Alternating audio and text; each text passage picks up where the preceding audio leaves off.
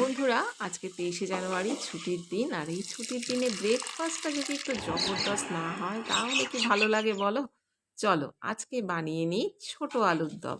প্রথমে দেখো, কড়াইতে তেল দিয়ে তার মধ্যে দিয়ে দিলাম তেজপাতা, দারচিনি আর শুকনো লঙ্কা। আর এই যে ছোট আলুগুলো আগেই সেদ্ধ করে রেখেছিলাম, আলুগুলো দিয়ে দিলাম। এবার লবণ আর হলুদ দিয়ে একটু আলুগুলোকে ভেজে নিলাম। এবার এখানে মশলা হিসেবে দিলাম টমেটো, ক্যাপসিকাম, কাঁচা লঙ্কা আর কাশ্মীরি লঙ্কার গুঁড়ো। কাশ্মীরি লঙ্কার গুঁড়ো অপশনাল, একটু লাল হওয়ার জন্য দিয়েছি। বেশ ভালো করে নাড়াচাড়া করে কষিয়ে নিচ্ছি, যাতে টমেটোর কাঁচা যে গন্ধটা আছে সেটা যেন না থাকে। তো ভালো করে একটুখানি কষিয়ে নিয়ে এইবার ফাইনালি একটুখানি জল দিয়ে দেব।